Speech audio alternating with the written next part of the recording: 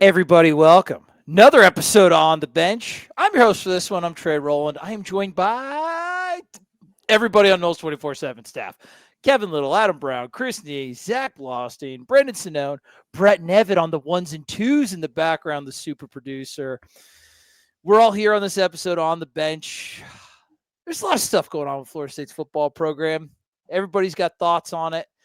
Florida State about to go to Raleigh, their Friday night game, which has always been just it's been a house of torture for Florida State, but who knows if it will be this year because you cannot predict anything with this team. I thought it would be a good idea to get everybody's thoughts on what's going on with the team, the program, the potential scenarios and paths that this program can choose to go down, get everybody's thoughts on record, and have a nice big roundtable conversation. You guys seem to like those. I have many thoughts on this. I need some third-party validation that I am not a psychopath from my 5 colleagues. I don't know that I'm going to get it, but I have a lot of strong opinions to say. We will see if they do. Before you get to all the strong opinions, though, let's sell some hooch. Chattanooga whiskey. That's right. They're killing it in the craft distillery game, according to Brendan Sonnone. And he's not lying. They got everything. 111 proofs. Beautiful, distinct, different casts. I believe that they, Brendan told me this 5 seconds before we were recording, a cacao finished whiskey.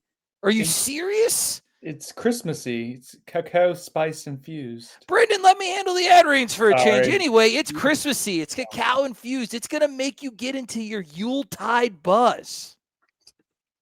Be Saint bricked up with Chattanooga whiskey. It is the best. Get wasted on it. You're a Florida State fan. By God, you deserve it. Responsibly. 111, cacao, regular special, whatever you need, whatever your hooch preference. Chattanooga whiskey, the craft distillery killers, they have it for you. And then what do I always say? This is not financial advice. Get drunk and sell your house. That's right. And how are you going to do it? You're going to do it with the Turner Group, Colin and Amy Turner, the finest Turners you've ever seen. Roll over Ted, suck it Tina, Colin and Amy, the best Turners that have ever lived.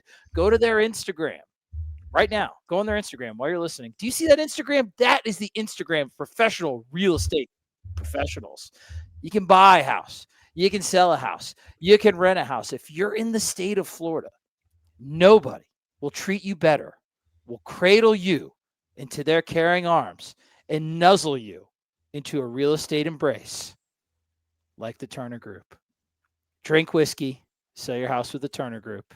Chattanooga, Turner, Chattanooga. All right, now that we paid the bills, what the hell's going on in Florida State, guys?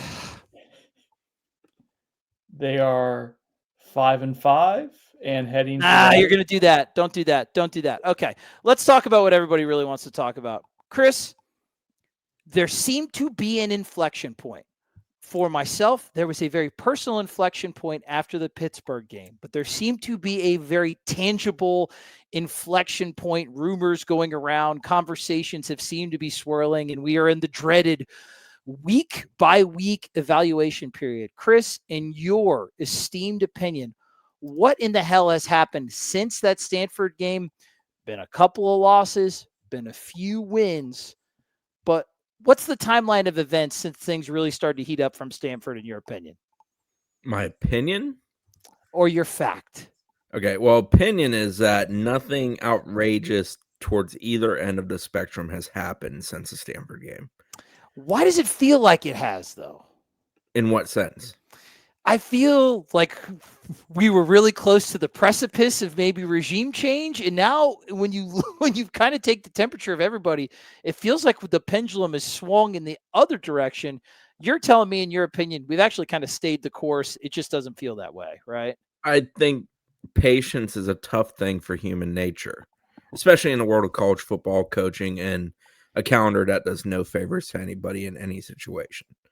I mean, yeah, every school in the country, sans Virginia Tech, that has had a coaching change or considering one or needs to make a hire is currently in the same boat. And that boat is that the early signing period comes on December 2nd or 3rd, transfer portal period, January 2nd, I believe, is when it starts. Bowl games start like December 13th. Obviously, there's championship week the week prior to that. So there's just a whole hell of a lot on the calendar. And everybody's trying to figure out when to do it, how to get it done.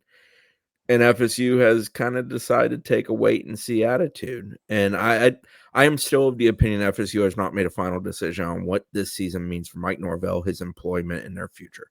And I mean that in both directions, retaining him or moving on from him. You think it's still up in the air as of this point? These two games have relevance to that. Yes, I think the two games have relevance. I think everything about the equation has relevance. But yes, I feel that way. I'm going to throw this out to the group.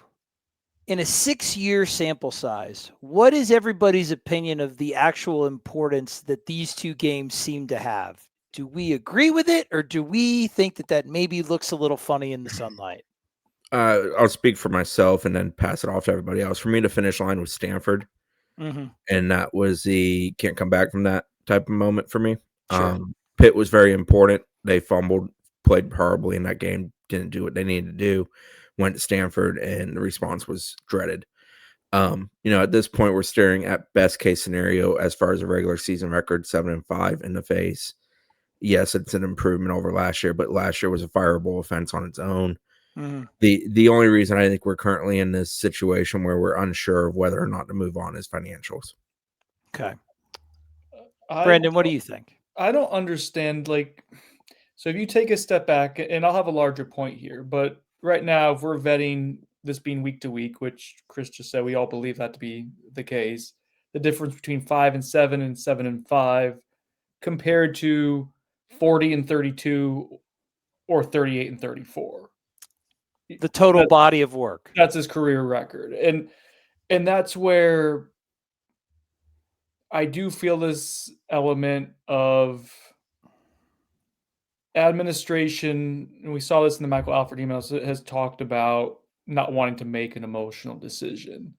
And we've entered this territory where I think whatever you make from here in these next 2 weeks is going to be emotional, because you're weighing how you're going to be feeling, more or less, like what the optics are of a win at NC State or a loss at NC State, a close win against Florida and a narrow loss against NC. Like, you're going to be weighing these things and how they look, and the difference is 5-7, 7-5, when really the whole body of work is what should be taken into account, in addition to the outlook, the trajectory of the program. And I don't mean 2 wins to 6 wins or whatever it is. Like, I mean, the whole overarching, what it is from a recruiting standpoint, how you've allocated your funds, have you done so successfully? And the answers to those, if you look like under the hood of all of them, is no, like by and large, or the big picture.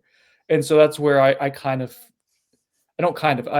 feel like, raise your hand if you feel like you're being gaslit. Like, I feel like they're telling us that this is an emotional decision to fire him after the loss at Stanford, when in reality, what's about to happen is going to be emotional. It's going to be based more out of emotion than taking the whole big picture. And then there's more to it, obviously, with the finances and whatnot we can get into. But yeah, that's how I feel.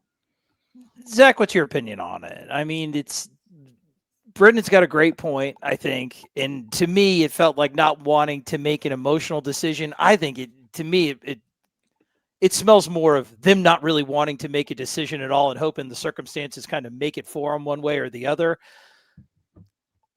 They're right in the middle of mediocrity, so they're kind of actually facing where they're going to have to get up and do something, which is, I think it's something that they wanted to avoid personally. But Zach, what do you have a feeling on the situation of the importance of a game against a program that could fire their coach at NC State and one that already has against Florida? The massive importance of these two landmark games that Florida State is going to be having.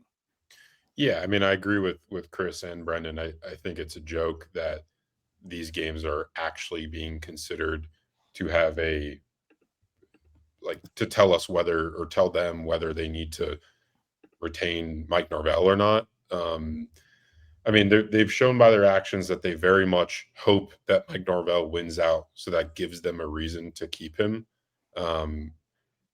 My my thing with this is like, so let's say you're in the camp of keeping Mike Norvell, right? You think that he can be the answer long term.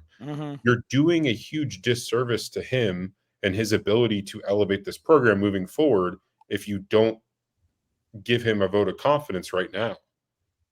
Like, either way you swing it, right? If you're on the camp of firing him, then waiting and letting these games play out is, in my opinion, putting you behind the 8 ball with when it comes to like vetting candidates, because I know that they can vet candidates behind the scenes, but are we looking at this from like the candidate's perspective? Like, what does that appear to the for them to be like the Florida State situation, right? Like, it's not a guarantee that the job opens. It's a possibility, but the candidates that Florida State's going to be involved with have a number of other opportunities where jobs are actually open. So I do think it puts you behind the 8 ball there. And then, like I said, on the other side of things, if you want to keep Mike, you're not giving him the clarity that he's going to be retained, and therefore all the stakeholders in the program, including obviously fans and recruits. Like, I have recruits' families hitting me up weekly asking me whether I'm hearing that Mike's going to be out by the end of the weekend or not, right? Like that. Yeah. That's the point here, is like, by letting these games matter so much towards whether they're going to make a decision or not is a poor look anyway, like on both sides of this decision. So I can't wrap my head around it.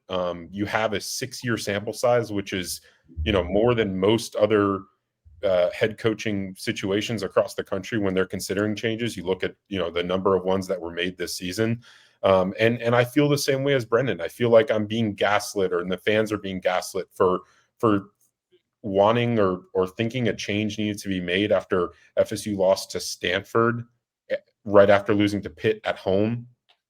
Like, I can't wrap my head around it. Real quick, Trey, to Zach's point about the recruit thing, an example of that was this past weekend when the rumor surfaced that, is he going to get dismissed regardless of outcome on Sunday? I don't know why that rumor, or I don't know where it originated, why it came fire, out. yeah. But yeah, it was out there. It came across to Zach from a recruit's family member. And this is someone who's been committed for a good while and has a good relationship with the staff and is very invested in the program personally.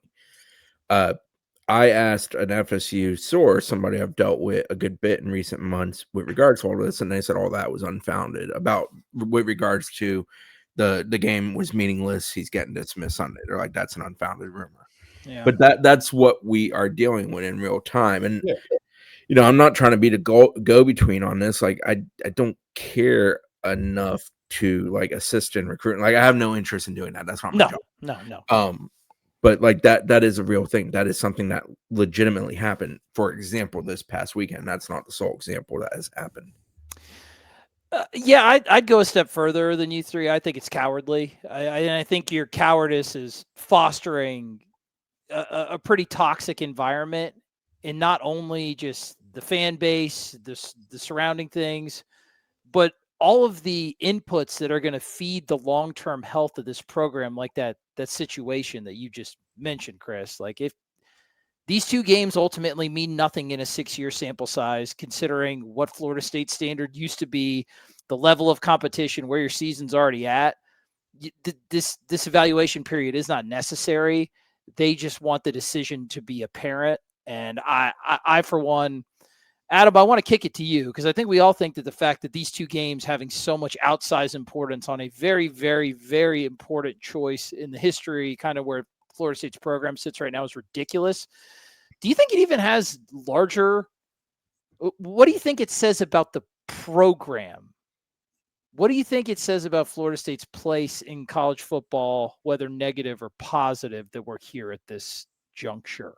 Well, I don't think there's anything positive that's coming of any of this. And look, maybe in 10 years, we're going to look back on this and laugh and, oh, wow, they got it right. It seems very unlikely. And I have a hard time even like wrapping my head around that scenario. But I don't think you're not sending a great message about your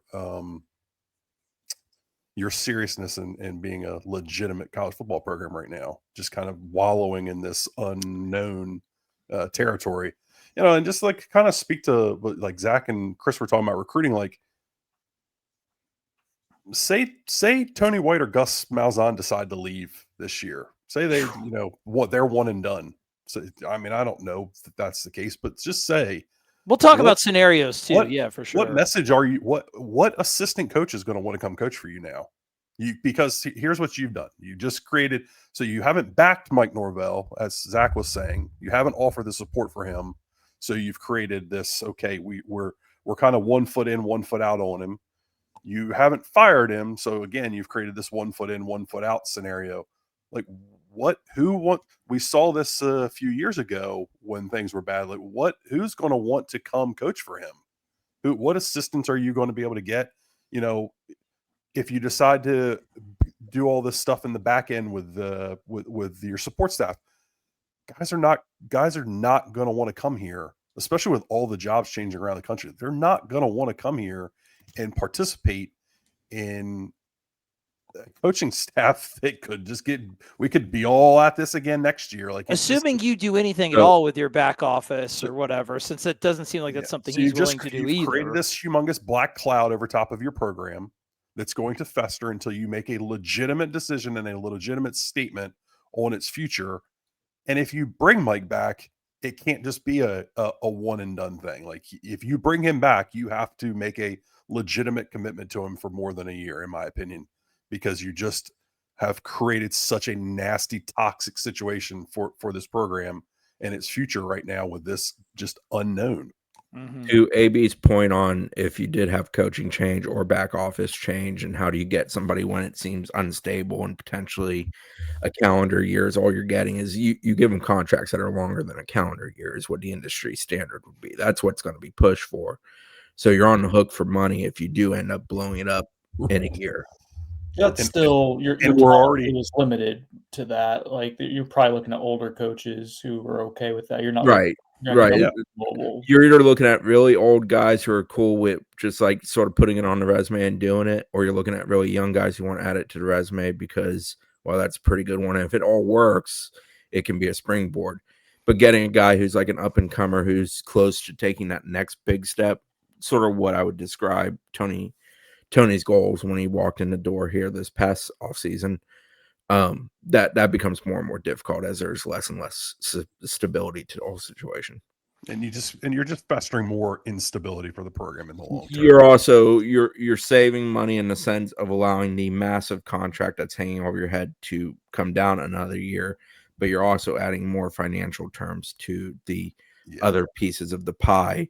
Where if it does get blown up, it might be a little less than it would be today. There's still a matter of like you're making commitments that are going to probably exceed the other commitments you already had on the books. Yeah. So one interesting thought I had was, if you think Mike Norvell is good enough to be Florida State's head coach, then if you were to fire him, in theory, some other program would pick him up and eat some of that buyout money like we're seeing with James Franklin, right? Mm-hmm. So the money wouldn't be an issue if you think he's a coach that anybody in the country would be excited to pick up. But the conversation coming back to money tells me that you do not think that another program is going to give him real money to coach their football team to save you on that buyout. No. Well, that contract is monstrous. I mean, if we're just being matter of fact about that is an enormous contract. FSU fans are saying so is James Franklin right now. To your, and right. I know it's not apples to apples, but that's what people are going to hear and say. And his market value allowed them to negotiate that down. So God knows I am no James Franklin lover here, right. But like Franklin had a lot more success over a longer stretch of time at multiple stops. I feel like the value of James Franklin on the open market is probably better than the value of Mike Norvell on the open market. Well, that's what I'm saying is that Mike Norvell is not that even this administration that says you're backing Mike Norvell in a kind of roundabout way by not firing him after 2 terrible seasons. You're kind of admitting that no one else would want this guy. That no one else would be willing to pick him up and pay him money to offset the contract. I don't think the financial commitment from the next place would be to the same level of significance now. I don't think it'd be in the same ballpark. But isn't that where that I agree with you, Kev, for the record. Like I'm not trying to be contrarian or argue. No, with no, yeah. I mean, that's my point. Is that I I do don't think anybody would would have want the to pick him opportunity up. to get another job. There's going to be plenty of Sure. G5 type of jobs that open up because of the movement that will happen with one guy leaving for another place, therefore creating another void. But yeah, I just don't think I don't think like Franklin's a unique case. VTech is trying to make a statement of being financially invested in football and amping that up a great deal in the last 12 months. And they also went and got a guy who, for the most part, has won at a really good clip for a long, sustained period of time. And therefore, they paid him. I haven't seen the contract, but $8 a year? Is that the rumor? So, like, they paid him well. It's got to be more than 40 because that's what he forgave up in the buyout. And I think, Kev, kind of to boil down your point a little bit, is that it is a little bit eye-opening that Florida State is paying a guy $10 million that the administration and probably honestly the general consensus is we're not sure if he could get $3 million a year on the open market at any of these jobs that are opening up. I'd like to try to that point because we're keep circling around money, right? Like we're talking about different, how you're going to. And we can start getting into like the actual scenarios because money is going to play a factor. I mean, before we get into the money is going to play into the different scenarios that are going to come out. How likely, like, where are you guys at right now that he's going to be here next year? With if let's just say, for conversation's sake, since these two games do matter, 1-1, you beat NC State, you lose to Florida, or vice versa. Is he here or is he not? I just kind of want to go around the horn and see what you guys think. Kev, I'll start with you, and then I'll work my way up to Zach. 1-1. I would say if you make a bowl game, I think this administration is going to try to sell that as a reason to not do the hassle of turning this over. I think that there's something to be said about, the 80s job security being tied a little bit to the success of Norvell. Mm-hmm. I think there's all of this. I think that's all bogus. I think a regression to the mean was expected. Like statistically, Florida State's not going to win 2 games a year, multiple years in a row. It's just not going to happen. Like, you could roll that same team out, that 2020, whatever year it was, 2024 team out again, and they're not going to win only 2 games. Like, that's just not going to happen a second time. You are going to improve in wins. And for the same reason that it was an anomaly statistically to go undefeated in 2023. You weren't going to recreate that. And I think that it feels like at every step, this administration is saying, oh, statistical anomaly 2024, but not 2023. That's the real Mike Norvell. And there's just no real proof that that's the case. Totally agree. Adam, 1-1, stay or go. It doesn't strike me as though there's an appetite to spend the money. So I think he's going to be there. Chris? The fact that it hasn't happened yet, I lean towards, I think it would probably be stay. But like I said earlier on, I don't think they've truly made a decision. Okay. Brendan, 1-1. I think if they lose to NC State, there's a decent chance he gets fired, especially if it's ugly. It's that week to week. You think that there's actually a chance that they don't even wait till the end of the season after they made it this far since Stanford? I have tried the threshold conversation time and time again, and they just won't take it. Because I don't believe there's a threshold. There's not clear parameters. It's going to be, again, dictated on emotion in some extent. How were the emotions? Don't say that, Brendan. They do meet like weekly, and I believe they always have. Like, I don't think that's some new thing that's come about because of the record. It's something I care more about because of the record. But they do truly discuss things on a weekly basis. Usually, I believe it's the day after the game. Most times Sunday, obviously, since we play mostly Saturdays. Yeah, I was I think I'd said on the board 80-20 that he is like 2 weeks ago. Like 2 weeks ago, and they've won a game since then. And the buzz out of this past weekend, beyond the rumor that he was going to get fired no matter what, which just isn't how that works. The buzz was that FSU's going to its calculator and being like, man, the ROI on getting rid of this coaching staff and all the dead salary weight that you have for multi-year contracts and bringing in a new one and 80 million to 100 million, they don't really think that's going to be a good financial play, which yes, like I think none of us are financial experts here and understand that. I do believe in my heart that it is a week to week, very literally type of week to week deal at this point. I want to get to the finances here in a second too, but you think 1-1, barring I think it's more disaster. likely as of today that he stays. Okay. It's 1-1. I don't know how it looks. I would say 60-40 now. Gotcha. That's this is how on a razor's edge we are, depending on the margin of defeat or victory. It's absolutely insane. Zach, what do you think? 1-1, stay or go? Yeah, I mean, it feels like everyone we ask around the program feels it's a lot of hesitancy, and that makes me feel like they want to keep him and they're going to find any way to do so. And I think if you win one of these games, it just sounds so silly to say because it's not a good NC State team, and it's a horrific. I mean, not they can play well, but like it's an interim coach, 3-8 Florida team. 3-7. They haven't lost in Tennessee yet. It is Tennessee. I counted that one.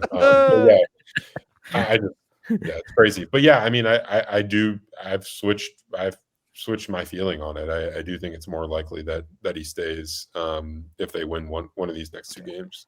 I'm going to be the only dissenting one, and I'm going to say I'm going to need to have this administration, and this could be naivety. That's fine. I'm going to need this administration to show me to my face that they do not care about Florida State football being Florida State football before I can actually believe it. They're going to have to show me that coming from the most fireable year in Florida State history, scratching and clawing to other gradations of years that got former Florida State head coaches fired. 5-7, 6-6, 7-5 used to get your ass fired here. Apparently it doesn't, depending on margin of victory. I'm going to have this administration show me that they don't care about football in a way that like the Dodgers care about baseball or the Yankees or things like that. They're going to have to show me that they're not the Cincinnati Reds, that they're okay with winning just a couple of games, spending enough money to win just enough games to keep the fans in the seats, making money, maybe being 10 games above 500 at the trade deadline, and then trading all your players away. They're going to have to show me that they're not a mid-tier NL Central MLB team before I believe that that's what Florida State is, before they're Southern Maryland University as opposed to Florida State University. So, Brendan, I'm going to let you go. They're going to need to show me that actually succeeding at this business venture matters just as much as the making of the money before I believe them, based on the storied history that I've come accustomed to as a lifelong Florida State football fan. Brendan, something to say before I'm going to kind of do like a logic tree, because I really want to delve into the finances a little bit to make sure that I understand it correctly. Go ahead. I think I want to get your thoughts on this, Trey. I think their argument to the point you just made about them carrying administration is we just put in $400 million to combine facilities. We ponied up to extend Mike Norvell when Alabama was knocking on the door right after the snub. Mm-hmm. We went to court and took any PR hits that could have come with it with ACC and won. We have generally been a top 10 to 15, if not higher, NIL entity. And so I think they would tell you that they are committed to football. But I understand the actions or the inactions with what's been a mediocre regime through 6 years. When you look at the total win losses, would make you feel otherwise. So how do we reconcile that they have shown actions that they are willing to be aggressive in modernizing the football program? Brandon, did any one of those decisions that you made, did they actually take somebody going out on a limb and making like a real courageous decision? Is it a courageous decision for an AD to spend money on facilities? Is it a courageous decision in the middle of a snub to overpay the hell out of a college football head coach Look at Scott Woodward. Look at anywhere else. It's done all the time. Those are not courageous decisions. Now, the ACC one, that's different. That was courageous out of actual, like a gun was pointed at their head out of necessity. So I'll give them credit for that one. An AD spending money on facilities 10, 15 years too late, a courageous decision might have been actually looking at the facilities and being like, landscapes of college football is changing. Maybe I should wait to see and maybe spend that money in like player development, things of that nature. A new stadium, okay. They spend money on facilities all the time. Overpaying a head coach out of pure desperation, a courageous decision. Now, I think I would have been upset at the time, so I'm not going to hindsight the decision. I thought it was the right decision at the time. It's not a particularly courageous one for you to pay a fourth-year head football coach $10 million. Now, it's a consequential decision. I wouldn't classify it as courageous because it happens all the time. The more courageous decision might have been saying, hey, this is a program. This is Florida State. And I don't think that exposure is worth it. Now, I'm not going to hindsight him for that because ADs have been doing it forever. And guess what? There's been some chatter that it's not going to happen anymore. There's some ADs that are about to make that same decision now in 2025. So I would agree. There have been some consequential decisions made. This one we're talking about now is a courageous decision. And I think that there is a marked difference. Now, if you guys disagree, go ahead. Is it that courageous to fire somebody who's got more losing seasons right now than he has above? I'm giving him a little bit more credit than they 500? deserve, but I want to get to the finances of why it may or may not be. But I'm with you, Adam. This seems like a pretty obvious decision. So, okay. We all think that the most likely outcome is for him to stay. By a show of hands, if he stays next year with all of the things, and we can get through those scenarios that you talked about in that great article today, Brendan, with all of the factors right now, do you think that there's a chance that Mike Norvell coaches into 2027? Sorry, that's both hands. I know. You guys think there is a chance? I think college football has become insanely difficult to predict. God knows FSU certainly has become difficult to predict, but in general, it's become really difficult to predict what the hell each individual year is going to give us. That all being said, for me, it's a trend line type of situation. Okay. And it's very tough for that line to spike back up like it once was at. Like that just doesn't happen a whole lot where it spikes, drops into a valley, and then suddenly respikes. Like that's not a common thing in college football. Right. It historically across the entirety of the sport, especially one as precipitous as this. So, okay, if we say that it's maybe likely that he'll coach another year after 26, does anybody think it's at all likely that he'll be coaching for the next 2 years? I can't sell that thought to my mind. Sorry. Did you say likely? Yes, likely. Do you think that if he's here for 26, who thinks he'll actually be here for 27 or 28? Because I want to get down to how much money Florida State's actually saving by not doing what needs to be done. That's where I view it as unlikely, but also possible because the money that you're saving is maybe $15 million if you go into, and that's going to be subtracting whatever you do from hiring off field staff or whatever you do to reinvest and bolster to protect your investment. So that's what I'm getting at with the total number of this buyout. You are committed to Mike Norvell's salary, and I want to see if I'm calculating this the right way. If I'm not, let me know. You're committed to Mike Norvell's salary no matter what, whether he's coaching you or not coaching you. So that's in. You are committed to that. The only delta per year is whatever the total cost of the new staff is, which, what is that?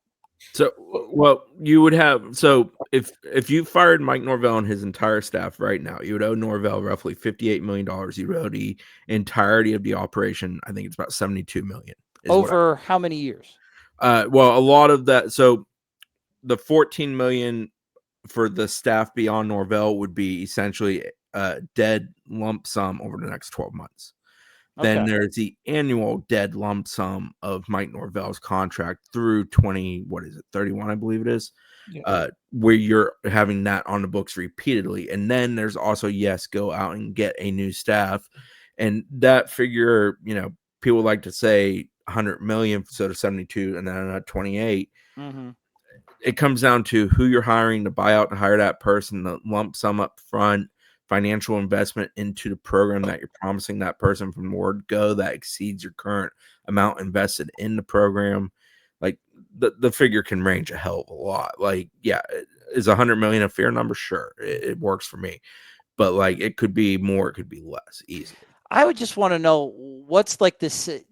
If he coaches next year, how much are you saving next year by keeping him around? So this year was a lower figure because he had the give back to FSU for which is a great sign. Yeah.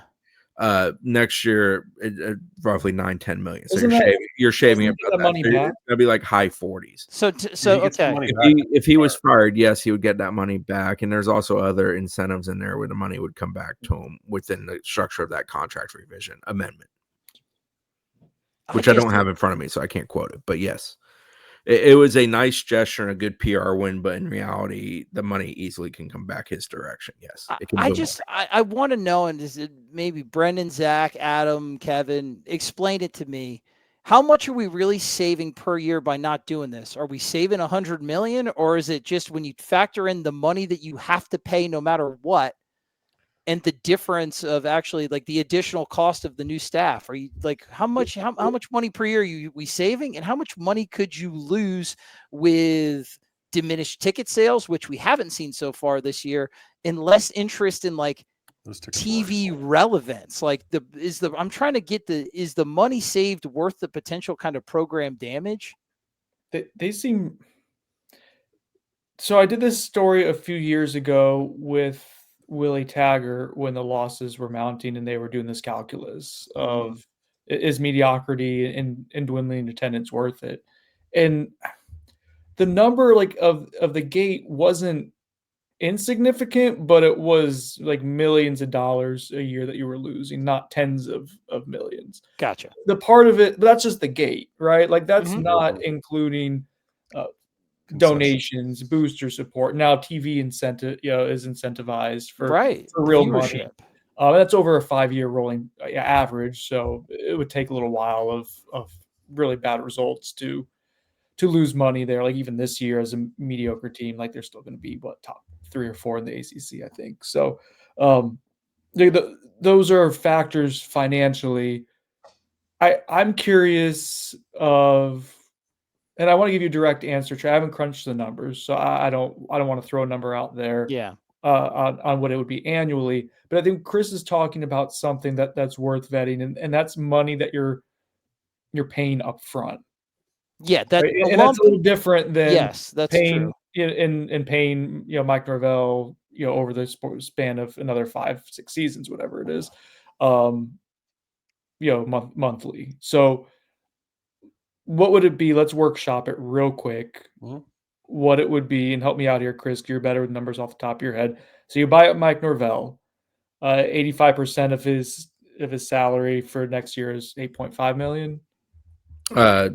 Sounds ballpark right. It's $54 million after this season or the remainder of the contract. Okay, so what would that be in one season? Let's just do a 1 year. What you'd be owing. This is good. This is good radio. I know. Well, that's okay because it's about like 9 million. Yeah, it's about 9 million. All right, so around 9 million. And then let's say you're getting rid of the assistant coaches. They're not leaving for other jobs in this scenario. You're doing a clean slate. This singular year, that would be an $18 million lump sum, with most of that being over the next year. For example, I think Gus and Tony's contracts each span 2 more years. Most other assistants, I believe, span currently 1 more year. All right, so we're getting upwards of 27. Are you, Chris? Are you saying it's 18 million for the assistant pool? Yeah. So the figure that was given, I think Andrea Adelson reported this back when the statement came out. For example, was like if he got fired that moment, I believe it was 58 or 59 million. At the end of the year, it's 54 million for Mike. The total for Mike and the assistants was 72. So that's where the 18 comes in. Okay, so $27 million a year for the next 3 years is what we're thinking. No, not necessarily 27 for the next 3 years, because the only members of that assistant pool that are Gus definitely more than the next year is Gus and Tony. Right. I would have to look contract by contract, but for the most part, I think those are the two that would have the most carryover. Okay. I think most of the recruiting support, people like the GM, a lot of the other assistants. I think a lot of those would come off the books well before Gus and Tony. What I'm trying to get to is what the immediate So $27 million. immediate slap in the face would be about. It'd be like 10 a year, right? Going forward long term, yes, because of Mike. The immediate is $27 million, Brendan. Yeah.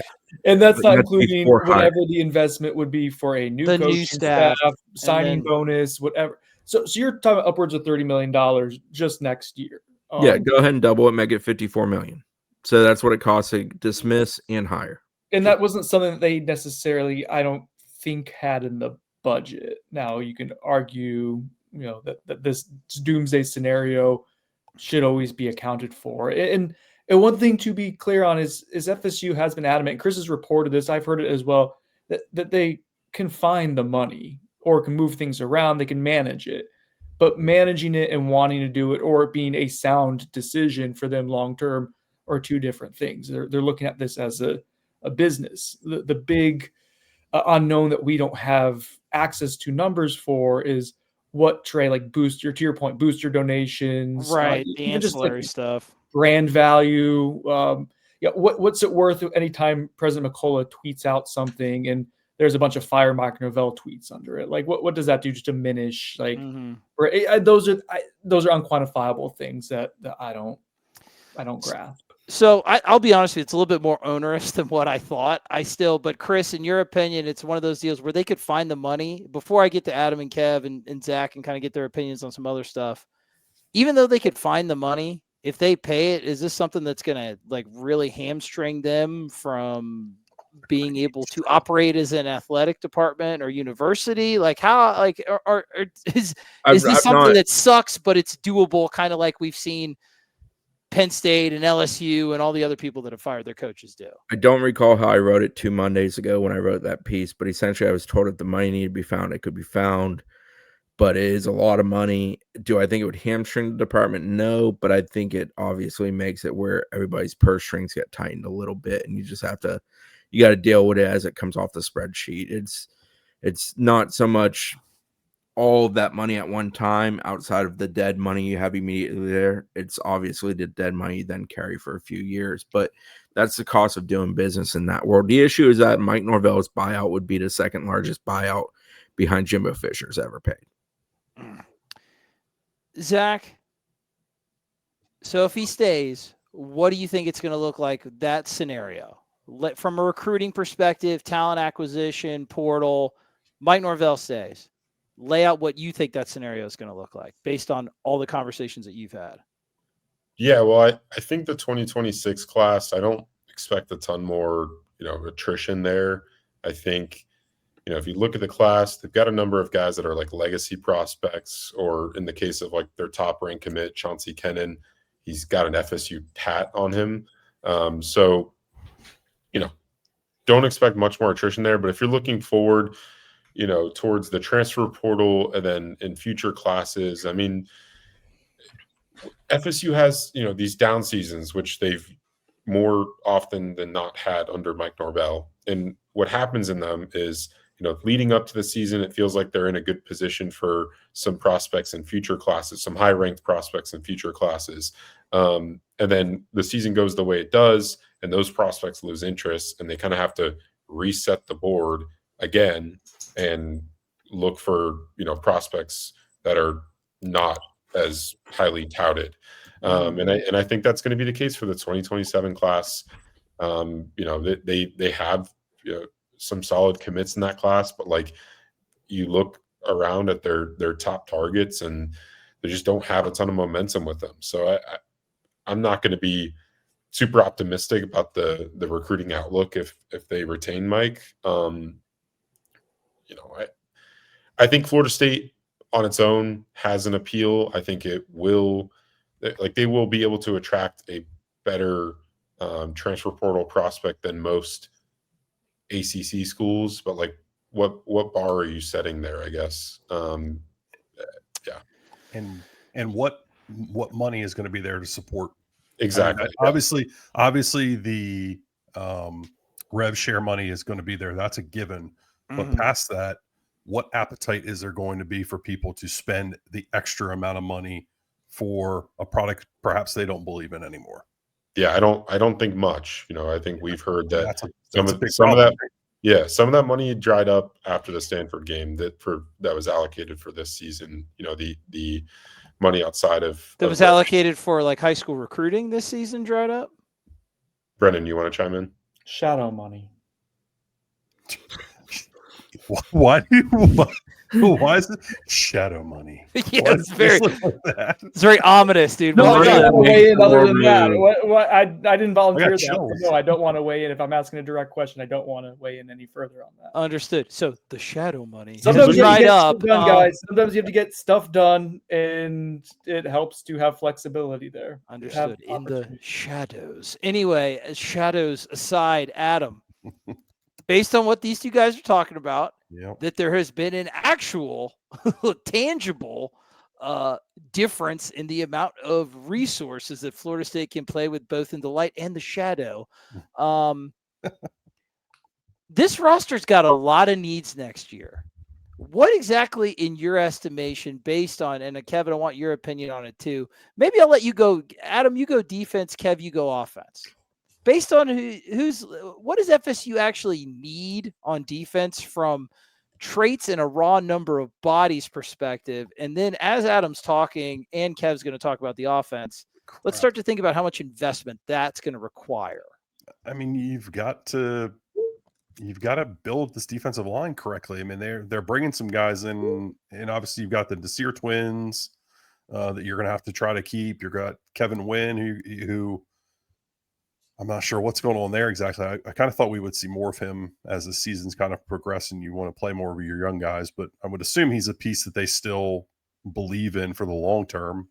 So you're going to have to keep him around. I mean, you've got young guys that, Mike went to bat for a couple weeks ago for himself about what he thought the great job they've done of bringing in this young talent. So you've got some guys you're going to need to keep around. That's obviously going to be expensive. And if the shadows have, I have a question for you, AB. all right.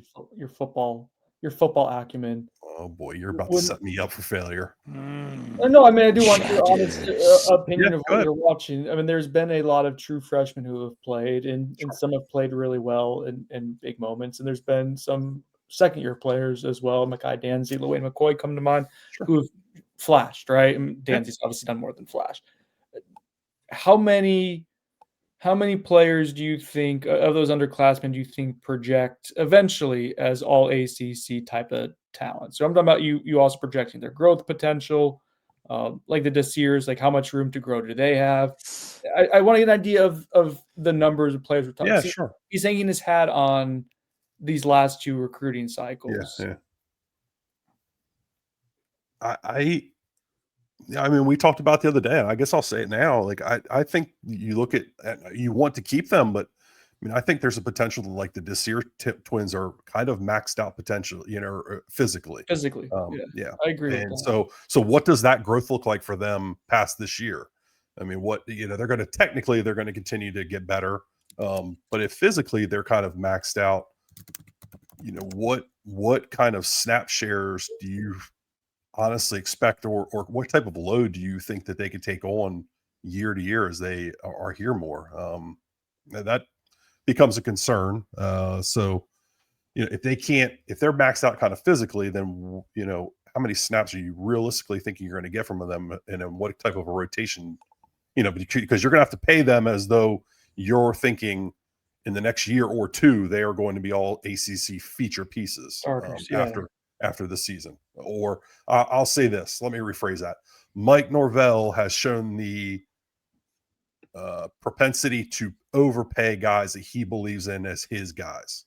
I feel like, anyway. That could be wrong, and please correct me if I am wrong. No, I mean, DJ Lundy made a lot of money to return. Yeah. Outside, those two, we haven't seen a lot of Kevin Wynn, but I would like to believe that they kind of believe in him. He's the guy that, at least based on his high school tape, you felt like could be a difference maker for you along the defensive line, especially as like a nose tackle, run stopping kind of force. In the secondary, all your young pieces you've seen nothing from. Shamar. Shamar. It's been up and down at times, but he's played a lot. That's fair. Thank you, Chris. linebacker wise, edge rushing wise, like true pass rushing. Maybe Amari Williams. I like him. I like Amari, but he feels like he's got a really long way to go. And is he a defensive player? Is he an offensive player? Like, so we did this exercise on X's and O's a couple weeks ago, and I had a really tough time getting to 5 guys, just specifically on defense. Like 5 legit, no doubters feel really 5 good guys about. that you were like, holy hell, yeah, I got to bring this guy back. We cannot afford to lose this guy. And that, and that's pushing it to me, because I like the Desir twins, but I think they might be replaceable. Like if you're operating at peak Florida efficiency, State, yeah. So that's tough. So that's a lot. That's a lot of sheer bodies. It like I said, we did it right after we had the game tape on in the background, and we did it right after Mike's presser, where it felt like he was planting his flag for the 26th season and talking about all the great work that they've done, and the slow, and how the immediate rebuild turned into the slow process rebuild. We just started looking at it, and I don't know. I have a hard time saying you have a true foundation on defense that you can build upon next year with this young group. And it's just kind of rinse repeat. There's not a big foundation. It feels like you got to go back to the grab bag world of the portal, and you're kind of at the mercy of how good the portal is, how many of one position came in, how many other people are having to make a big turnaround in the portal this year, the overall talent level. There's just so many unknowns, which I think has shown in the inconsistency on the field, year to year, game to game, sometimes intra-game inconsistency. You never know what you're going to get, which is, it's a soft factor, but as a fan, it's very stressful. Yeah. Can I just add to that, like what you're saying? Like, if you look at his tenure, it was losing season, losing season, then losing season, losing season, then a good winning season, obviously the undefeated season, then back to losing, and now we're unsure. You just look at this season alone. I'm saying season quite a bit. Win Alabama, win the 2 cream puffs, 4-game losing streak. It just emulates his entire career. And I just always, the TO quote, "It looks like a rat, smells like a rat, by golly, it's a rat." Like, this dude's track record is staring you in the face and telling you exactly what he is. And it is a roller coaster of wins and losses and no consistency. And it's just, holy Nikes. It's hard. It feels hard. It is unfathomable to me. I can't speak. Susan's struggling there. Jeez. I am just mind blown that we are having this conversation. The long term of it too, roster wise, guys. Like, I think opening it up to so what are you building towards? Well, right? That's what I was going to say about the offenses. You've got, first of all, you've got to replace a whole offensive line, potentially your quarterback. Deuce Robinson, if he's smart, he's not going to be back. Mm-hmm. And you're losing Pittman, who's been a consistent skill player for you. And you're looking at a staff back, but you're probably gonna have to give him more money, I would imagine. You're looking at a staff that, have they developed a single all ACC player from high school on the offensive side of the ball? I mean, one they've recruited, and that's always like a caveat, is like they've taken good players from other places and plugged them in and found success. Not good players that they inherited too, and made them good players. Like, that's one thing I push back on the development. I think the big issue is evaluation out of high school. I think that's but like Jordan Travis was not a good player, and they made him an all ACC. I mean, I argued that he was a better quarterback. He wasn't a good player in 2020. The development hasn't been consistent either, though, Brendan. There's been an issue with development. Has there been a wide receiver they've developed? Has there been a tight end that they've developed? Has there been a lineman that has developed into an all ACC player under them? I've said before, I think we're we're talking about a level of underachieving that is going to expose yourself to several vulnerabilities, if not dozens of like shortcomings, right? But to me, it's consistently been a Clay issue because it's not like guys go They think. out. Clay thinks issue. It's not like Clay. It's not like guys go elsewhere and all of a sudden have magically better seasons. Generally, like there's been some transfers out from last year's team. I think that are examples, but last year's team it was an aberration, hard to incalculably bad and toxic. So it's hard to really judge individual performances. But by and large, like guys aren't. I don't know. Is the Clay different? Hmm? Is the Clay different? No, and that's the recruiting, the evaluation, the recruiting, the talent acquisition has not gotten better. It's going to get worse because the one thing you showed that you were able to do, at least for a bit, was find some market value in the transfer portal and the ability to have a starter like level advantage has been erased. So no, it's going to keep getting worse. In addition, in this scenario, and I want to talk about the other one too, because I want to give the conversation like full roundedness, like the pros and cons of firing the guy too, if that happens. We're talking about replacing players. There's been a lot of cryptic coach tweets in the past couple of weeks. How many coaches are we expecting to replace next year for Mike Sear? Can we just, before we move that, can we just count the number of players that we think they're going to have to fill in the transfer portal itself? And we're already defining a term that we think that maybe the shadow money will be disappearing or will be drying up to some degree. 5 offensive linemen potentially. Just say 3. Okay. Because I think in Mike's mind, he feels like you can get Otto in there. Otto and Simmons are 2 guys that they've got to play next year. Okay, so let's 3. just say 3. Conservative 3. A tight end being 4th, just because they always bring in a transfer tight end. So why would they stop now? Mm-hmm. Do we think a big wide receiver? A big wide receivers, 5 players. Do we think they do something different at quarterback? I think I could see him bringing in 2 wide receivers, but yeah. Quarterback depends on if Tommy gets the additional year or not. And it depends on if Gus Malzahn is your offensive coordinator next year. Do you guys expect we're living with a lot of if and or buts in our life? We don't know anything. Nobody's reporting anything out of school. Before we get to the quarterback thing, do you guys expect Gus back or not? No? Zach is pretty confident no. I don't. You can elaborate. We can elaborate more afterwards. But I don't either. So he don't. So add quarterback to the mix, Adam. Then you got what? 6? That's 6. Okay, that's just on offense.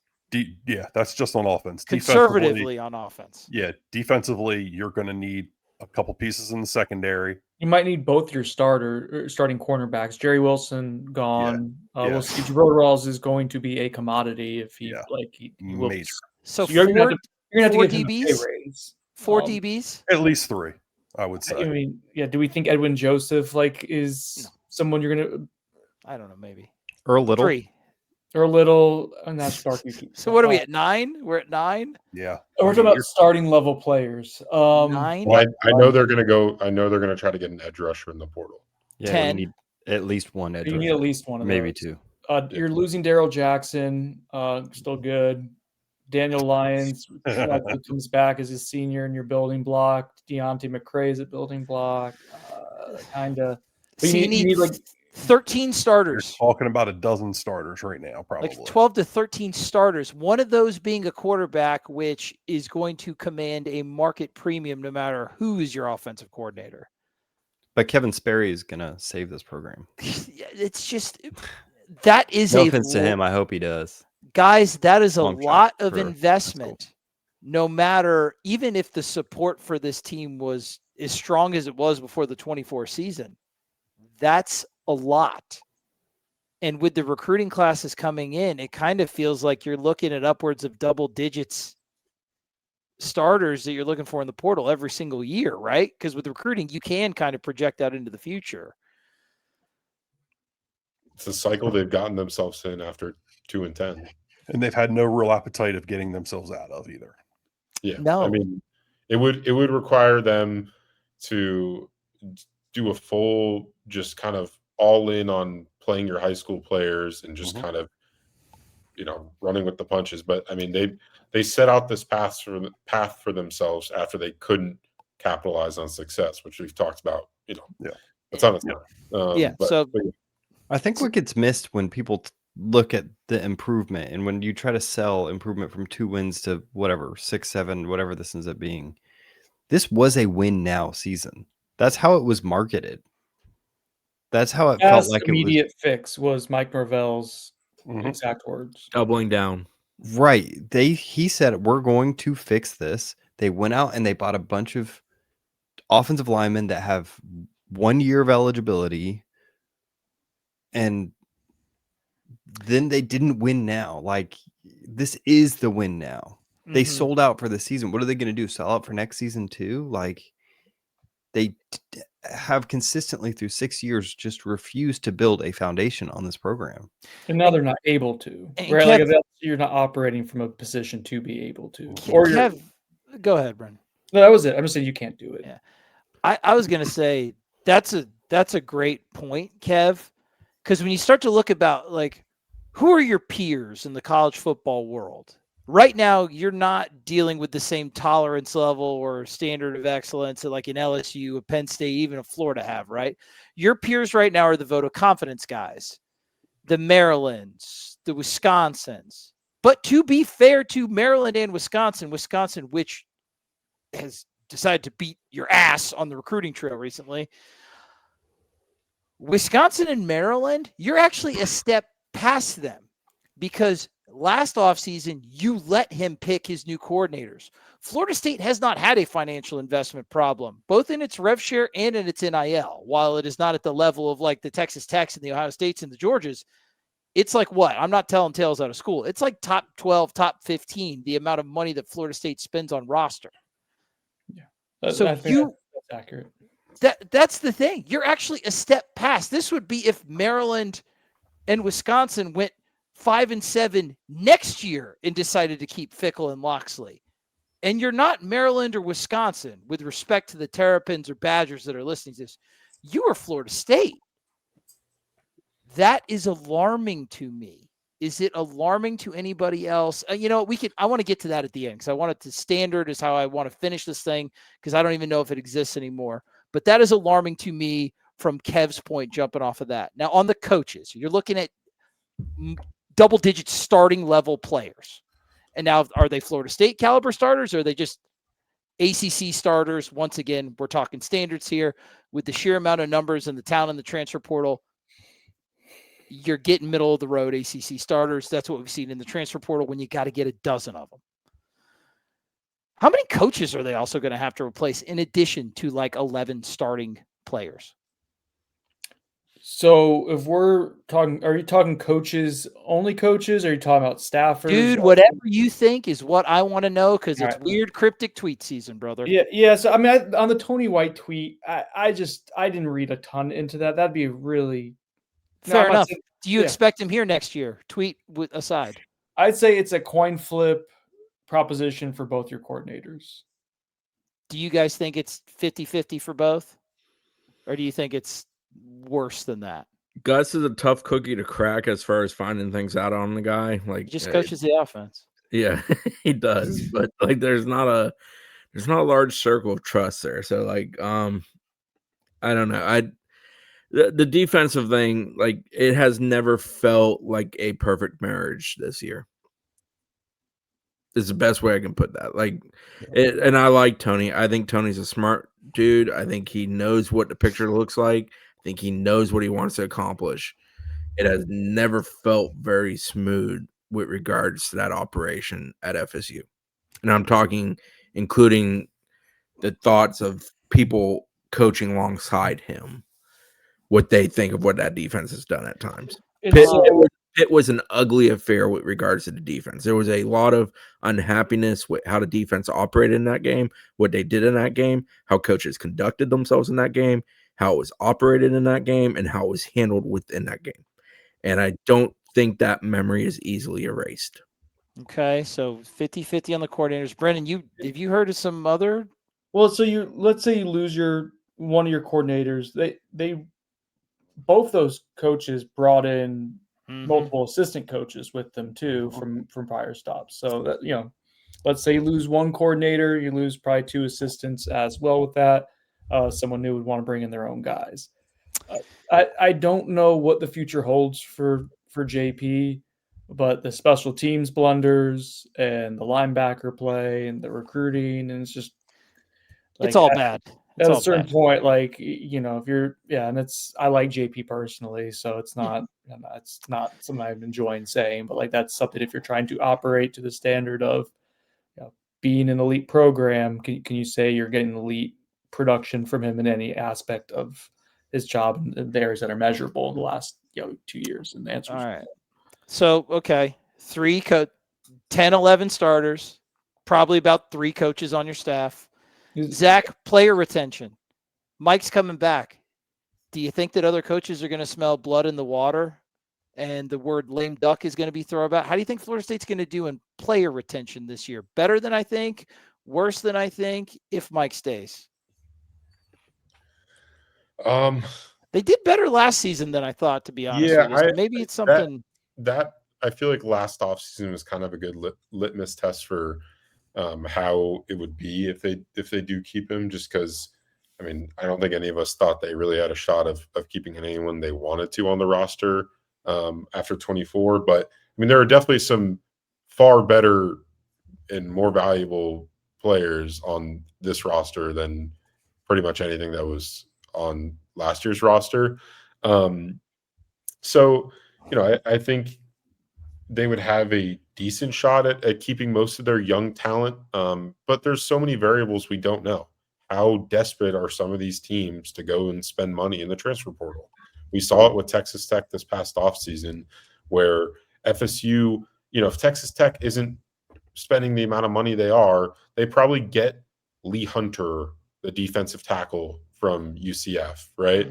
Like there's that variable of unpredictability that, like Chris mentioned, within the sport, and specifically when it comes to, you know, those market windows opening, like you just don't know who's going to come in and be a player and how financially invested they are. So I think they've done a good job of like developing good relationships with the players on the roster. I think most of those guys do like Mike Norvell.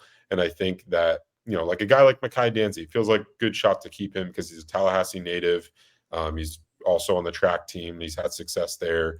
The Desir twins, I think Mandrell Desir said he never wants to leave FSU this week. Like they'll have a shot to keep, you know, most of their young talent. As far as like a Deuce Robinson, I think he's probably going to go pro, but the rest of those guys, I would think they'd have a decent shot. It'll be interesting too, depending on what side of the ball it is. A lot of those guys that you mentioned, pretty likely that one of their assistant coaches is going to go to another school. I wonder who they're going to try to poach. I think that's a factor too. Do you guys think if he stays, it felt like Mike, his hand wasn't forced necessarily. I don't know if it was behind the scenes or not, but it sounded like off of 2 and 10, dude, you need to get some coordinators here. You need to make some widespread change. If he stays next year, do you guys think that there's any like sort of non-negotiables or things that he's going to have to change and do?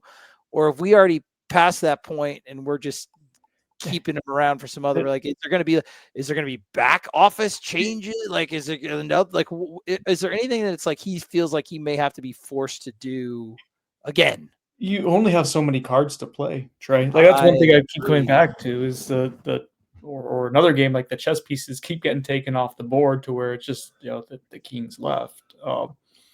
I thought this past offseason was a good opportunity for you to reevaluate your front office staff. I would say back office. It's front office when you're talking about those guys. Front office are scouts, general managers, executives, back office or coaches. I know it doesn't make sense because it makes sense if I'm not an idiot and I keep saying it wrong. I'm going to say front office. No, because you see the coaches, so you think they'd be front facing. You're making me feel better. I should have known that. Anyway, I've thought about this before. I've had to look it up because it doesn't make a lot of sense. But the front office, that stuff. I thought this was a really good opportunity for you to do it, to reevaluate it in Do you have an NFL-like structure? Do you expand even just to have more? And people say that it's a blanket statement, but do you just expand more scouts? Do you have the scouts' value have more weight? Does the general manager's opinion carry more weight? Do you bring in someone with an expertise in contract negotiation? These were all things to consider, and they more or less stood pat. They sent Derek Gray and other front office members or back office members, whatever you want, Trey, 2 different NFL teams to learn, right? And Chris Warwick has NFL ties, so does Michael Alford, and so these are guys that we're able to talk to other teams how they manage to cap. But like you're talking about people who like whose whole lives are dedicated to just paying attention to the salary cap and making it work, and you're trying to do that. And so I thought FSU took shortcuts. Long story short, I thought it took shortcuts this past year to remedying an area that needed to be reevaluated and reassessed. I think it's too late, frankly, for that, but I think it's something that that's one of the few plays you have left. Now the question becomes kind of like with the coaches, who are you bringing in? Who wants to sign up for it that would have some level of cachet to run an entire organization with the scenario of you're living year to year? So in the stay scenario, before I go to the he gets canned, 11, 12 starters, got to figure that out.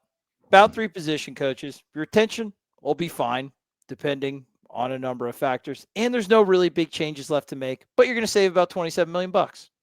That's the scenario. If he goes, Chris, I want your opinion. Let's just say he goes 0-2, they get brained. It's brutal. It's disgusting. It's $27 million immediately, just to clarify. Immediate. I'm just saying for next year. I'm trying to, I want both scenarios because I want to be able to evaluate them independently.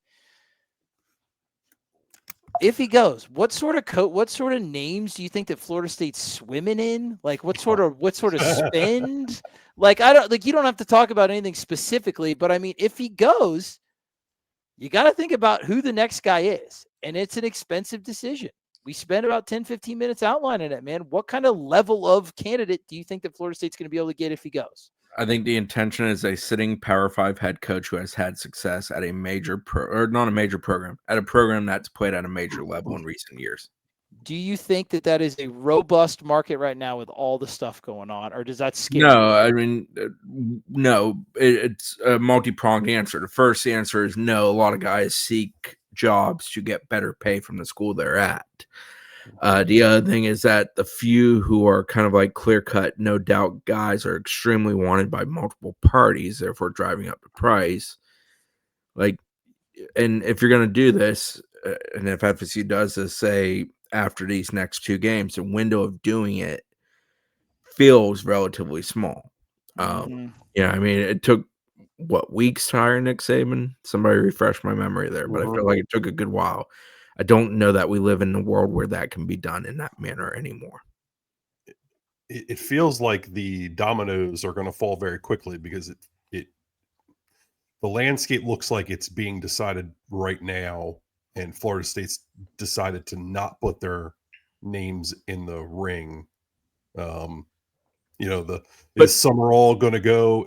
And I understand their back channel ways to have these conversations, but you've not really told any of these guys that the job's definitely going to be available. So when it comes to them making decisions now to announce later, how serious are they taking Florida State? But I don't know how many people are making decisions right now. I mean, I think everybody's sitting around waiting to see what Lane does. I feel like he's the biggest domino on the table, also has massive influence over the potential of a couple jobs. They're huge jobs. So, I don't love the way FSU's managed this, and I'm not trying to play, friends to the FSU side of it. But one thing that's been expressed to me that I have said is that, they don't see there being great value to rushing into we need a coach scenario, especially when they're not hiring someone who's unemployed, like a James Franklin or a Jimbo Fisher. And I sort of get that. You're sitting there listening, and before Franklin was hired at VTech, people were like, oh, are they screwing this up? Because, the Franklin thing felt like it went on there for 14 days or so. And then you look at LSU, you look at Florida, you look at some of these others, and it doesn't feel smooth. It can be as ugly with a coach as it can be without a coach. So if you do it and you do it efficiently and you hit it and you nail it and you hire the right person, Like nobody cares about all the stuff in the middle. I don't know that you necessarily have to fire someone in the space to say, hey, we have a void and we got to hire you to be playing the market.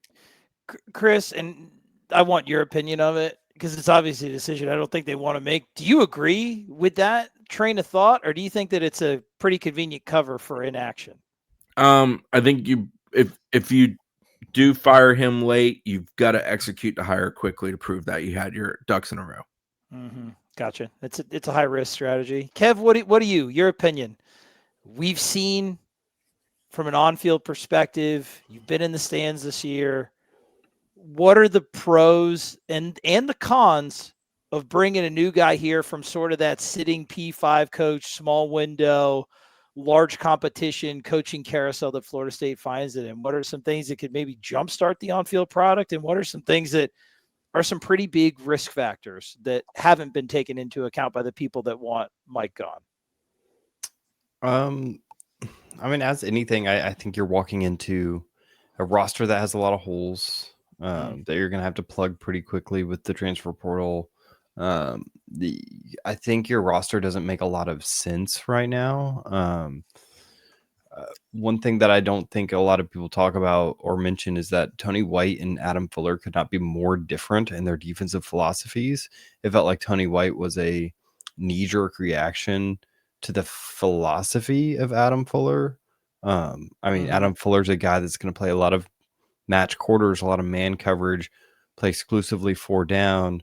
And then Tony White, he's a guy that does multiple things, odd front, even front, but likes to have a true nose tackle. You know, we'll throw 3 linebackers in there, be very multiple with his game, but his coverages he plays a lot more zone than Adam Fuller, who plays more of these matching principles. And so you have essentially a odd front zone guy and an even front man guy, and you've got these man corners sitting next to these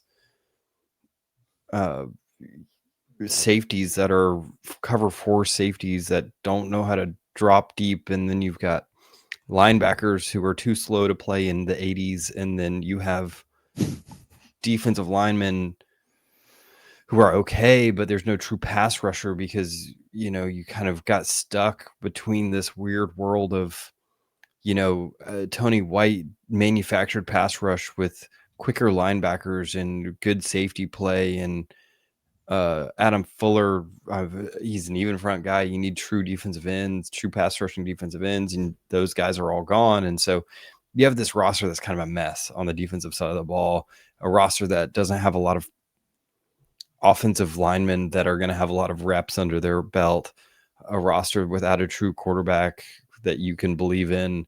So right now, if I'm looking at it as a coach, the benefit is that it looks like this is a program that's going to give me a lot of time. I'm going to get time to kind of fail. But the bad thing is that it might take some time because this roster needs an overhaul. Of the roster, Zach, you've seen this all over the place at many different schools. You've seen it here at Florida State. Based on where FSU is from a talent acquisition standpoint,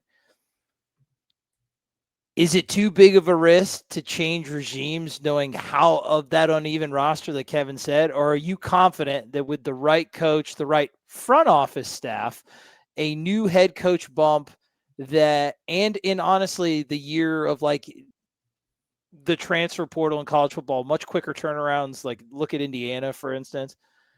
Do you think that the pros of the new coach bump, new regimes, and getting some more dedicated like recruiters here to build a program outweighs the cons of all of the uncertainty and all of that uneven roster stuff that Kev was talking about?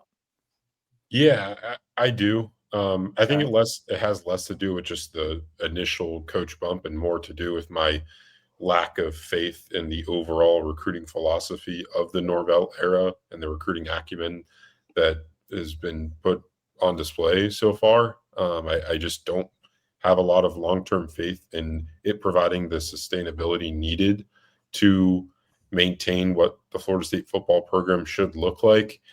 And yeah, I mean, I think you need a reset because of those reasons. And I think, because, yeah, I mean, I think you need a new coach, a new recruiting operation, in the front office, to kind of achieve that. And one thing I did want to mention, like in something maybe I'm just not aware of this, but like we talk about how FSU's administration is still able to vet coaches during this process of deciding whether or not they want to fire Mike Norvell.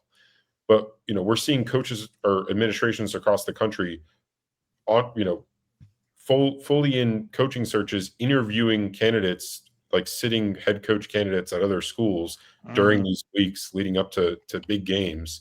Lane Kiffin sending his family to tour his top 2 options. Like, I just, is there not an obvious disconnect between like vetting coaches and then like really getting entrenched in a coaching search? And how is that not worrisome that FSU is going to potentially enter a coaching search behind the 8 ball of all these top programs who appear to be better jobs than Florida State right now? And I'm referencing like Penn State, LSU, Florida, and potentially Auburn.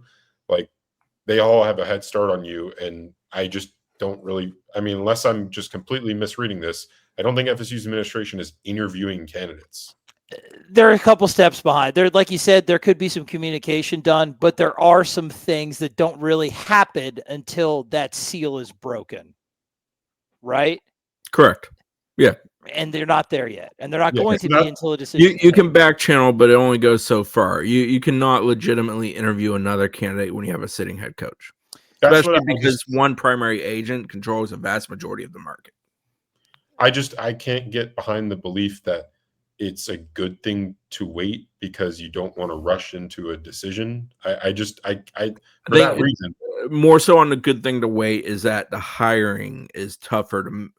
The window to hire a coach is still pretty much the same if FSU jumps in say 8 days as if they jumped in 20 days ago. The only difference is they're having to rush to do everything. They better have their ducks in a row, and it's got to be executed. And my point is that they need to hit on there's a ceiling to the ducks in a row that they can have if they wait. We'll see. I do wonder how some of this seeming messy, like with Florida on the Summerall report today, and I am very confident that Florida State was not in a rush to throw their hat in the ring.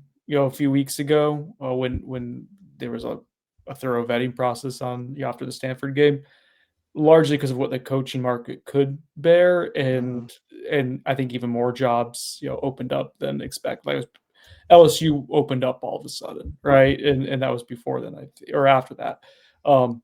So I think that further probably scares FSU.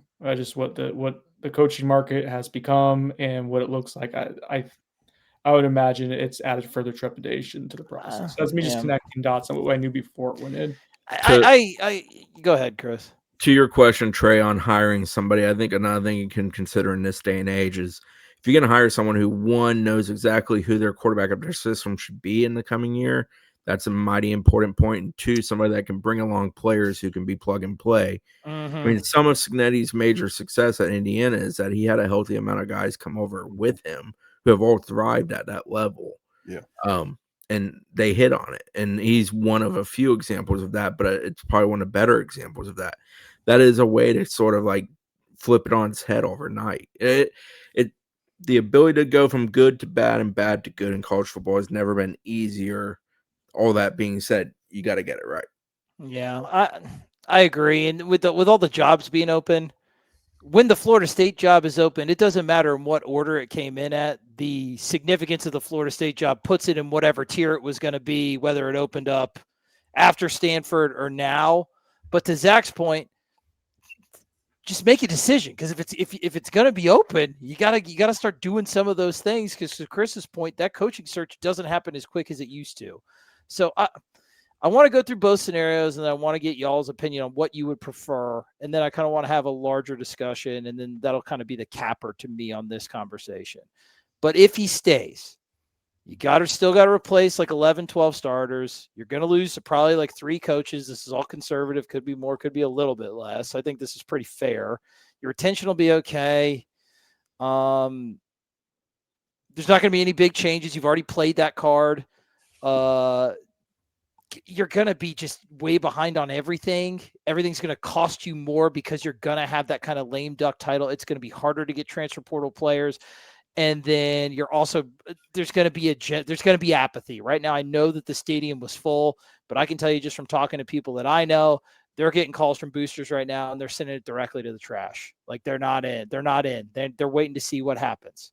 And hopefully the program does get support because it'll help. But I think that you're going to have less resources to play with. That's already been confirmed, and everything's going to cost you more. That's the scenario if he stays. You also save a ton of money up front, a ton. That's if he stays. If he goes, you got a small window to work, to Zach's point. You got a large competitive marketplace. However, you are still Florida State. It doesn't like when our job opens, it opens. You're Florida State. Small window, large competition. This guy could be hamstrung with an uneven roster. However, depending on who the guy is, you can mitigate that by having him get a bunch of his guys in. You're going to have to the retention that we talked about of Mike Norvell staying, you're really going to have to worry about retention. Like you're going to have to replace a lot of guys. So that is a risk factor. However, with replacing those guys, you have the opportunity to have an all new coaching staff and a front office that actually you have the potential right now. I think the biggest variance between if he stays or if he goes is the quality of the recruiting that you could potentially get. And we know that Florida State, it's still in the state of Florida, as Bud Elliott says. It's still here. You still have access to Florida, South Georgia. You have all of that. It's still here. The guy who won 2 games at this school won 13 the year before. This school has a lot of staying power. Like it has the potential to be a program. It used to be. So you've got that. So you really could have potential mega upside in the talent acquisition, but it's also going to cost you a lot of money up front. But you get new coach bumps and things like that. Don't also know that this guy is going to be a success. You open yourself up to like who you could get. So based on those 2 scenarios, I'm going to go around the horn. Kev, which one you prefer? Stay or go? And I feel like I was pretty fair on both scenarios, the pros and the cons of both. Stay or go for you? Stay or go in terms of Mike keeping... stay, Mike go. What would you prefer? Not necessarily what's going to happen. We all think that he'll probably stay, I guess. I'm not there yet. They got to show me, like I said, but we all think he's probably going to stay, except for me. I'll go on record. What would you prefer, Kev, after laying it out so scientifically like we did? I think I'm at the place, and this is a hard place to be, but I'm kind of at a place where you talk around, you see, is there a chance I could bring in a Drinkwitz? Is there a chance I can bring in someone who's a proven winner? Is there a chance that I can take a swing at someone who I know will elevate the program? And if not, if I'm taking a chance, if instead I'm firing Mike Norvell to take a chance on a G5 guy or to take a chance on a coordinator with no head coaching experience, then you suck it up and you hope that Mike Norvell is who you thought he was 2 years ago.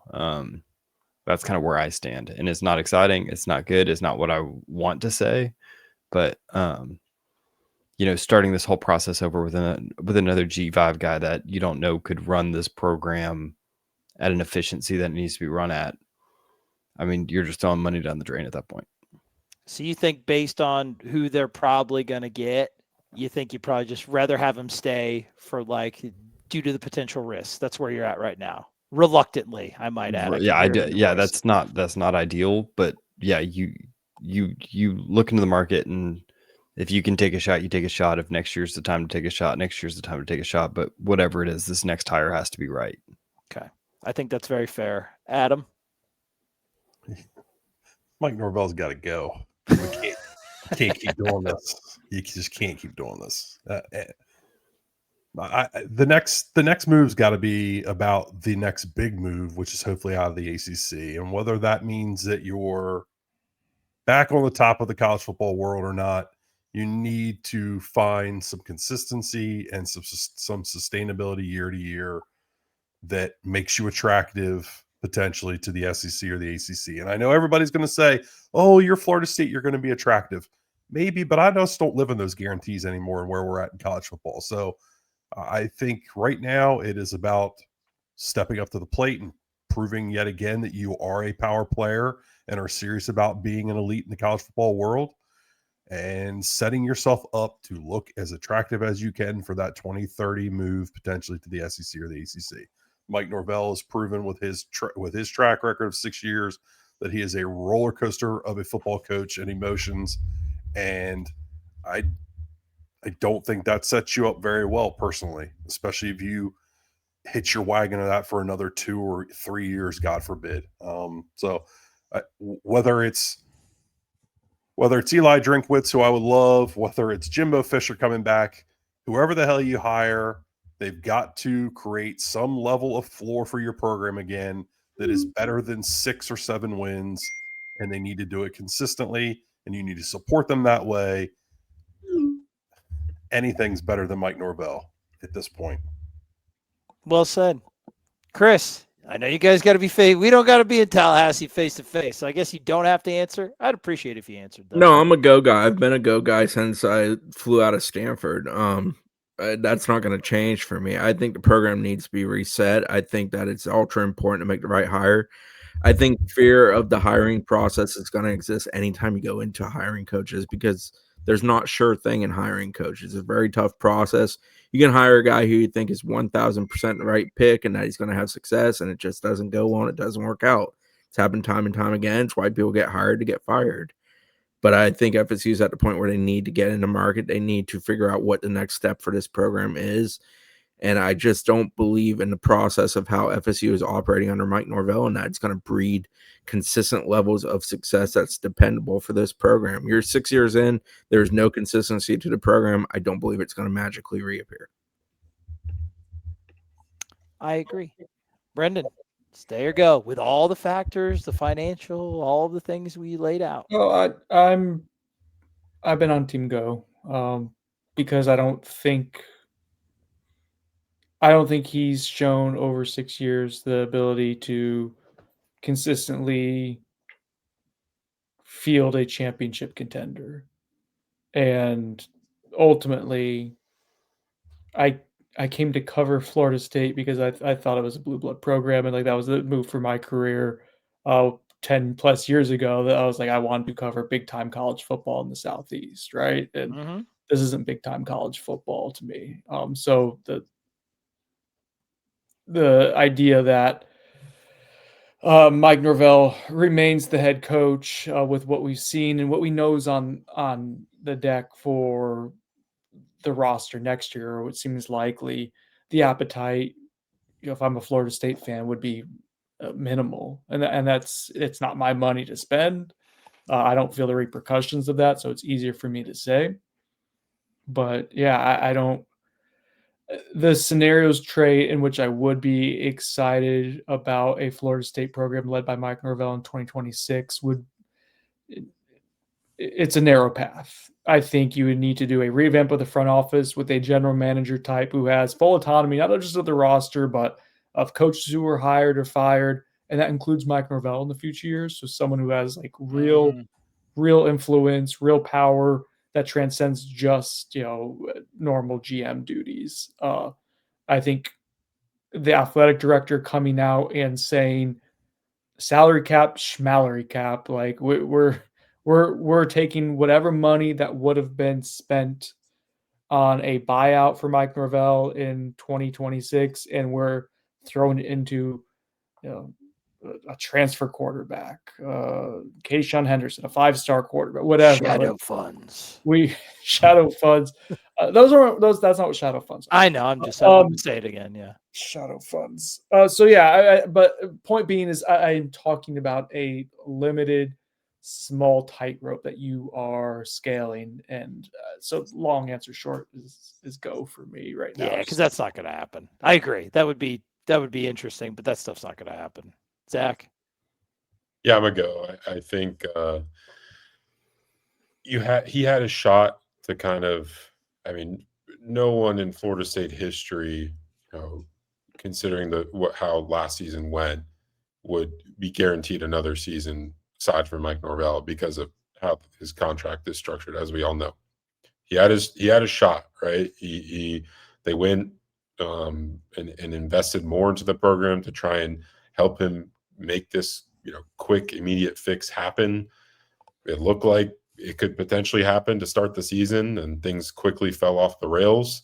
You don't lose to Stanford, coming off of a 2-10 season, having a putrid record in the ACC, getting to hire, a new OC and a new DC, not make any changes to the front office when this was something that, not that we have an opinion that directly impacts the football program, but this is something we extensively wrote about, something that fans pushed for. They made like basically one addition to the front office staff during the offseason, and the rest of it was like internal hires. I just don't. What other card do you have left to play? Like, to Brendan's point, I'm team go, and you start losing, consistently to these bottom of the barrel ACC teams like at Florida State. It doesn't look how it's supposed to look. It hasn't for a while, and I don't think it can really get back to what it was. Quick before I get to the very end, because I know, like, very substantial, very good conversation. Are we the minority on this? We got more goes than stays. Are we the minority when it comes to the fan base? Do you guys think yes or no? So I had this question posed on Twitter and Facebook today in a poll. The Twitter poll, which I think is more in line with, the people that consume this podcast and are on our website. Love you guys. 75% in favor of firing Mike Norvell. Okay. 25 in favor of keeping him. But then you head over to Facebook. How many of those were Mr. Ricard voting over and over again? Mr. Ricard? What's the Facebook split, Zach? Another, I'm sure 75-25. See ya, brother, right? Well, Facebook, it's more of a casual fan crowd. We got a lot more just general FSU fans that follow our page on there. So I posed a poll, and 65% of Facebook users that voted in the poll want to keep Mike Norvell, as opposed to 34 point whatever percent want him fired. What do you guys think? What do you think the general fan consensus is before I ask about my final question? I think the general fan consensus is probably, well, we went 13-0 2 years ago. He can do it again. That's what I think the general fan consensus is. I would agree. That's what I've heard. I think most people understand this is a subpar product. I think most fans also like Mike Norvell as a person and how he represents the university, and I think that currently trumps what the on-field product's been the last 2 seasons. Chris, I had a moment in the press box, and I can't remember what it was, but Corey Clark from War Chant said something about like the way somebody was reacting to something, and I'm just like, Corey, they're just here to be entertained. And that's how I feel. Like I don't condemn fans for how they spend their money or how absolutely they not. Nope. I don't. Like, it is completely a personal choice.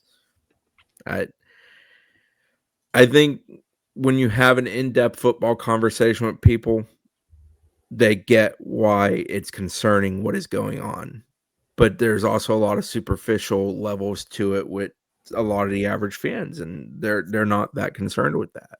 Yeah, it's a few Saturdays out of their fall. That's what it is for them. Yep.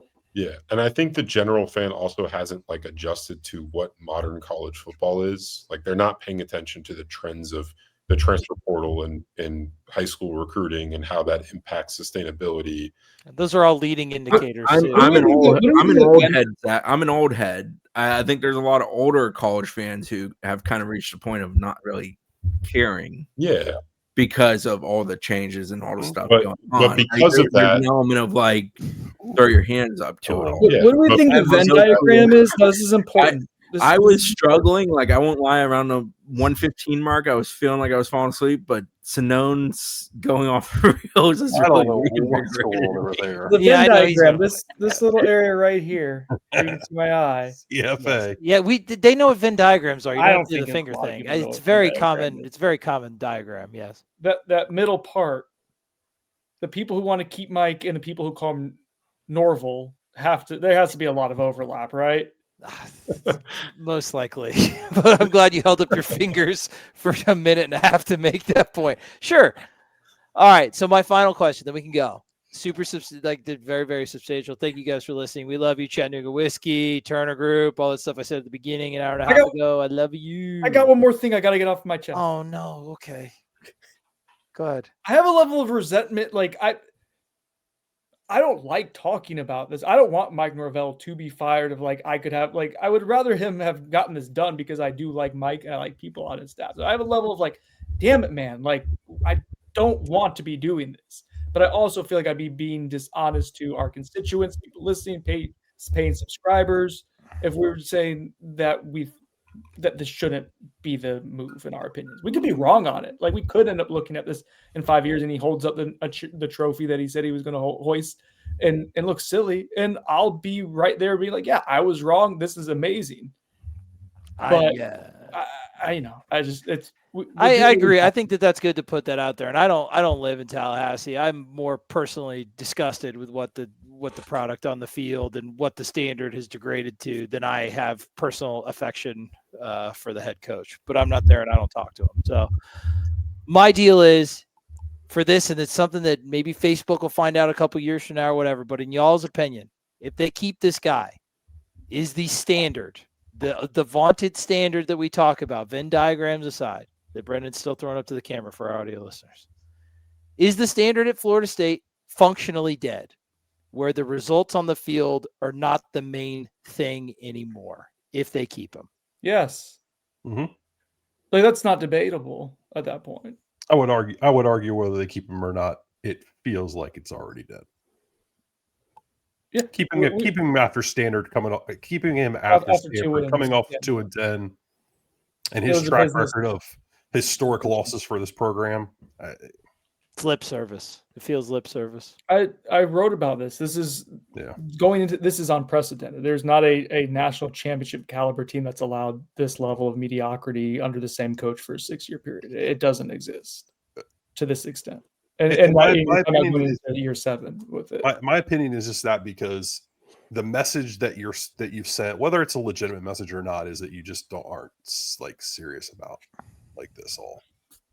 Chris, final word from you because you've been here the longest and you've seen. I feel like the standard's gone away from this program for a while. I think for it to return, there has to be a top-down management style that's fully invested in everything. That means hiring the right people, operating it at the highest manner, being fully invested in roster retention, roster acquisition, all of that. For that to also happen, the fan commitment financially has to be significant and truly there. I've spoken about this in the past. It does truly irritate me. And again, I don't like telling people how to spend their money, but the booster total for FSU, I find utterly fucking disgusting. Damn it. I almost made it to the end, but I find the booster total number wise to be so disappointing for the size of the university, the commitment to sports as a whole, but certainly football. It drives me berserk. We're sitting here saying fire somebody, spend all this money, all that stuff. And I do believe they should make a change. And I do believe they should truly go and make the best possible hire to try to secure a very prominent future for Florida State athletics, with football being the tugboat, the thing carrying it all the way. But for that to happen, the commitment from all parties has to be there. And I just don't know that's there with FSU anymore. And I have felt that way for many, many years preceding Mike Norvell's hire at FSU. The booster total for FSU just blows my mind. It's nuts to me. Like, I don't get why it's not an exponentially higher number. It's well said. It's well said, guys. You thought you were hurting for content, and we just drop a near 2-hour bomb on your face. This is the mega episode. No matter what happens, the bases are covered. Our opinions are out there. So if you try to come at us a year and a half from now about, well, you didn't think this or you thought this, no, my friend. I will direct you to this near 2-hour, multi-layered, multivariate, lengthy, substantial, fun, informative conversation. It's all out there. We told you what we think. We told you about the ways that we could happen. We talked about what could happen if this or that. It's a choose your own adventure. And we told you what we think should happen and what we think is going to happen in whatever direction it's going to go. all of our thoughts are out there. So whatever happens, we are going to be there for you at Noles 24/7 to cover it like the professionals that we are. But boys, if you ever want to know what we think about it, you got this. And guys, I appreciate your time. I appreciate your information. This is a massive, massive, massive, massive moment for the Florida State University football program. And I think we gave it the care, attention, and dedication that it deserved. I love you all that are listening or watching. We'll see you on Noles247.com. Keep chopping. Go Noles.